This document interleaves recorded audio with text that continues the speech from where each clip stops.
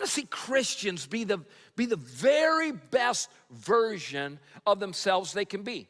Of this church.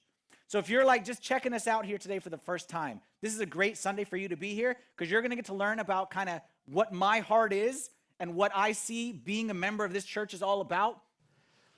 And I want you to know that if being a Christian is boring to you, you're probably not doing it right. I don't mean that to be offensive, because it just takes a few adjustments. But if you're here today and it's like, oh yeah, Jesus raised Lazarus from the dead again. But like, I know we don't like to say these words, but if we're honest, faith has kind of become boring. Like, I opened my Bible, all right, John 11, Lazarus dies, yep, raised again. Who'd have guessed it? Okay, there he is, he's raised again. Every time I open the 5 loaves and 2 fish, every time Jesus feeds them all. So it's like, I know the stories, like, yeah, water and wine, Jesus walks on water, like he dies, oh no, he rises. We know how these things go. Probably not doing it right, because Christianity is not boring. Christians are boring sometimes, but Christianity is not boring. Christianity should be the most exciting and challenging journey anybody could ever be on, because it's not boring. And if your version of Christianity has become so vanilla that it just doesn't matter, then you're probably not doing it right. If that's you and Christianity's become boring, let me be very clear and tell you, Christianity's not boring. You are boring. Christianity, the journey of faith, is not a boring journey. And in fact, if your journey is boring, you might be doing it wrong.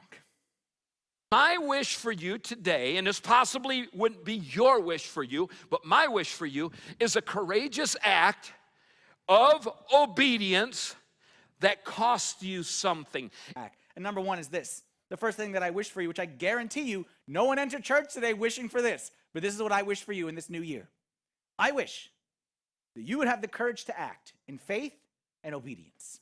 Used for the rest of the message, so I want you to listen to this real closely. I want you to respond to one of those internal nudges.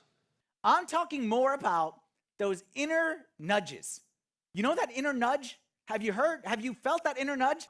You want to live a lifestyle that's exciting and that's awesome. It's like, wow, passionate, on fire, over your head every single day. That's what, nobody has to ask you if you're reading your Bible, or if you're seeking God.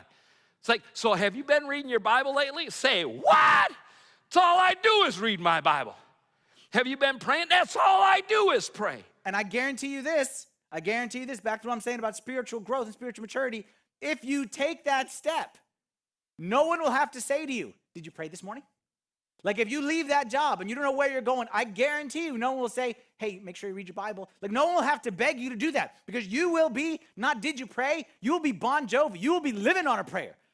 Those things, that's why Jesus invited people to follow him.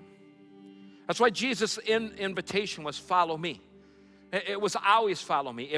Jesus never called his disciples to learn about me. He called his disciples to follow me.